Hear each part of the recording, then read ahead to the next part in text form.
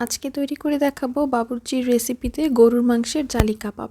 এটা খুবই সহজ এবং খেতে হুবহু বিয়ে বাড়ির জালি কাবাবের মতোই টেস্ট। বানানো সহজ, আপনারা একবার দেখলেই বুঝতে পারবেন এটা কতটা সহজ। তো চলুন দেখে নিচ্ছি ফুল রেসিপিটা।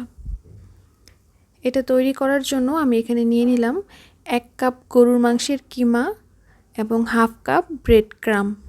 এর মধ্যে দিয়ে দিব হালকা করে ভেজে নেওয়া পেঁয়াজ এবং কাঁচামরিচ, সাথে দিয়ে দিব ধনিয়া পাতা এবং কিছুটা পুদিনা পাতা।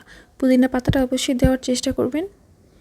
এবার মশলা দিয়ে দিব। এখানে আমি দিয়ে দিলাম হাফ চা চামচের একটু কম গরম মশলা গুঁড়া এবং গোলমরিচ গুঁড়া, আর দিয়ে দিচ্ছি হাফ চা চামচ মরিচ গুঁড়া, হাফ চা চামচ ধনিয়া গুঁড়া, স্বাদ মতো লবণ এবং 1 চা চামচ চিনি। সবগুলো গুঁড়া মশলা দেওয়া হয়ে গেলে এর মধ্যে আমি বাটা মশলা ব্যবহার করব। দিয়ে দিচ্ছি একটু উঁচু করে হাফ চা চামচ রসুন বাটা, আদা বাটা, জিরা বাটা, সামান্য একটু ঘি এবং 1 চা চামচ টমেটোর সস। আর দিয়ে দিচ্ছি 2 থেকে 3 ফোঁটা কেওড়া জল। কেওড়া জলটা অপশনাল, বাবুর্চিটা দিয়ে দেয়, তবে আপনারা না দিলেও হবে, কোনো সমস্যা নেই। এবার সব কিছু একসাথে খুব ভালোভাবে মেখে নিচ্ছি। আমি এখানে 1 কাপ পরিমাণ গরুর মাংস ভালোভাবে ব্লেন্ডারে ব্লেন্ড করে কিমা করে নিয়েছি, তবে আপনারা চাইলে ছোট ছোট টুকরা করে পাটায় পিষে নিলেও পারবেন। সব কিছু মেখে নেওয়া হয়ে গেলে এর মধ্যে আমি পেঁয়াজের বেরেস্তা দিয়ে দিচ্ছি। আমি এখানে 3 থেকে 4টি পেঁয়াজের বেরেস্তা করে নিয়েছিলাম, তার অর্ধেক পরিমাণ দিয়ে দিলাম। দিয়ে আমি এটাকে ভালো করে মেখে নিচ্ছি। পেঁয়াজের বেরেস্তাটা এই জালি কাবাবে অবশ্যই দেওয়ার চেষ্টা করবেন, এতে খুব সুন্দর একটা ফ্লেভার পাওয়া যায়। এবার আমি কাবাবগুলো তৈরি করব। এই জিনিসটা একটু লক্ষ্য করে দেখবেন আমি কিভাবে তৈরি করছি। আমি এখানে প্রায় 1 থেকে 1.5 টেবিল চামচ পরিমাণ কাবাবের পুর নিয়ে নিলাম এবং এটা হাতের সাহায্যে একটু গোল বল করে নিচ্ছি। বল করে নিয়ে এই বলটাকেই আমি প্রথমে বিস্কুটের গুঁড়াতে এরকমভাবে গড়িয়ে নিচ্ছি। আমি এখানে টোস্ট বিস্কুটের গুঁড়া নিয়েছি। এবার এটাকে 2 হাতের তালুতে এরকমভাবে একটু প্রেস করে দিলেই দেখবেন কাবাবের খুব সুন্দর একটা শেপ হয়ে গেছে। যতটুকু সম্ভব এটাকে পাতলা করে নিতে হবে, কারণ যখন এটা তেলে ভাজবেন তখন এটা কিছুটা ফুলে উঠবে।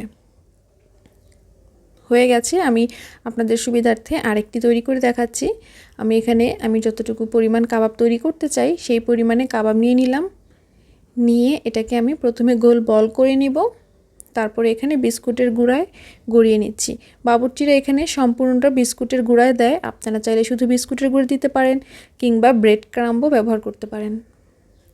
এবার এটা আবারও 2 হাতের তালুতে এভাবে একটু একবার চাপ দিয়ে নিলেই দেখবেন খুব সুন্দর একটা কাবাবের শেপ চলে আসছে। ঠিক এইভাবেই আমি সবগুলো কাবাব তৈরি করে নিচ্ছি। সবগুলো কাবাব তৈরি হয়ে গেছে, আপনারা দেখতে পাচ্ছেন আমি কতটা সুন্দর করে করেছি এবং এটা কিছুটা পাতলা রেখেছি।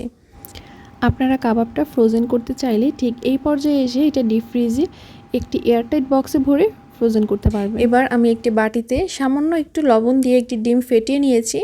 এবার এই ফেটানো ডিমে আমি কাবাব দিয়ে দিব এবং এটা ডিমে চুবিয়ে সরাসরি তেলে ভেজে নেব। আমি এটাকে ডিমে চুবিয়ে নিচ্ছি এবং এটাকে এখান থেকে তুলে তেলে দিয়ে দিব। এই কাবাবটা ভাজার সময় এত সুন্দর একটা ঘ্রাণ বের হয়, আর আমার কাছে খুবই ভালো লাগে। আশা করছি আপনাদের কাছেও ভালো লাগবে। অনেকের মনেই প্রশ্ন থাকতে পারে, এই কাঁচা মাংস দিয়ে কাবাব করেছি, মাংসটা গলবে কি না? হ্যাঁ, অবশ্যই মাংসটা গলে যাবে, সেজন্য কিন্তু কাবাবটা একটু পাতলা করে বানাতে হবে। আর তাছাড়া কাবাব কিছুটা ফুলেও যায় ভাজার পরে। আর আরেকটি বিষয়, সেটা হচ্ছে আপনারা কিন্তু অবশ্যই মাংসটাকে ব্লেন্ডারে ভালোভাবে একটু ব্লেন্ড করে নেবেন, না হলে এটাকে ভালোভাবে পাটায় বেটে নেবেন। পাটায় বাটানোর সুবিধার্থে আপনারা যখন মাংসটা নেবেন তখন মাংসটাকে খুবই ছোট ছোট করে কুচি করে কেটে তারপরে পাটায় যদি বেটে নেন তাহলে এই কাবাবটা খুব সুন্দর হবে। আর যাদের ব্লেন্ডার আছে তারা তো ব্লেন্ডারে ব্লেন্ড করে নেবেন। তো উল্টে পাল্টে লালচে করে ভেজে নেব। আমি 2 পাশ প্রায় 3 মিনিট করে ভেজে নিয়েছি, তাতেই হয়ে গেছে। এই কাবাবটার ভেতরটা খুবই সুন্দর হয়, অনেকটাই জুসি হয়, খেতে খুবই ভালো লাগে। তো এরকমভাবে লালচে করে ভেজে নিলেই তৈরি হয়ে যাবে দারুণ মজার গরুর মাংসের জালি কাবাব। এই কাবাবটা আমার এবং আমাদের বাসার সবারই অনেক বেশি পছন্দের। আশা করছি আপনাদের কাছেও ভালো লাগবে। আর এটার টেস্ট হুবহু বিয়েবাড়ির জালি কাবাবের মতোই হয়। আশা করছি রেসিপিটা আপনাদের কাছে ভালো লেগেছে। এই কোরবানি ঈদে অবশ্যই আপনারা এই কাবাবটা তৈরি করবেন। রেসিপি ভালো লাগলে লাইক, কমেন্ট এবং শেয়ার করতে ভুলবেন না। সবাই অনেক বেশি ভালো থাকবেন। আল্লাহ হাফেজ।